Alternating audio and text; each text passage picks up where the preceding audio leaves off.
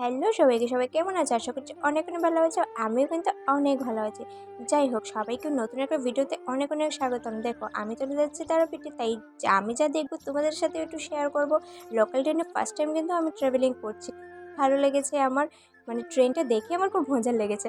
যাই হোক, দেখো কথা বলতে বলতে কিন্তু চলেই এলাম। আমার সবাই তো জানো, কলকাতা থেকে কিন্তু রামপুর হাটে এসেই কিন্তু তারপর তারাপীঠ যেতে হয়, কারণ মায়ের বাড়িটা আসতে এখান থেকেই শুরু হয়।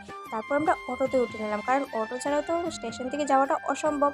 তারপর আমরা চলে এলাম একদম মন্দিরের পাশে একটা রুম নিয়ে, এখানে হোটেল নিয়ে খাওয়া দাওয়া কমপ্লিট করে নিলাম, কারণ সারাদিনে অনেকটা জার্নি ছিল। তারপর কি রুমে গিয়ে সবাই মিলে ঘুমিয়ে পড়লাম। সকাল সকাল উঠেই কিন্তু আমি সবার আগে তৈরি হয়ে নিলাম, কারণ আমার কিন্তু প্রচণ্ড মানে রেডি হতে টাইম লাগে। তারপর মেয়ে বলে কথা, রেডি হতে টাইম তো লাগবে। যাই হোক, দেখ কথা বলতে বলতে রেডি হয়ে বেরিয়ে পড়লাম। আর বাইরে প্রচণ্ড রৌদ্র ছিল, আর গরম অতিরিক্ত ছিল। আমি মানে ভাবতে পারিনি এই গরমে এই রৌদ্রতে কীভাবে যাব। তো মা ডাকলে কিন্তু মায়ের কাছে যেতেই হয় সন্তানদেরকে, তাই তো। তারপর কিন্তু আমরা চলেই গেলাম মন্দিরে, ফাইনালি পুজোটাও কমপ্লিট করে নিলাম। আর এই দেখো কি সুন্দর লাগছে মন্দিরের বাইরেটা, মানে এই দিনটা এত ভালো রৌদ্র ছিল, ওয়েদারটাও খুব ভালো ছিল। মানে গরম তো ছিল, তারপর সহ্য করার মতো ছিল। যাই হোক, আমি এত কিছু ভিডিও করতে পারিনি, কারণ প্রচণ্ড ভিড় ছিল ভিতরে। মানে লোকে দেখার মতো, মানে মাকে দর্শন করার মতো সেই পরিস্থিতি ছিল না। ভিডিও কীভাবে করবো?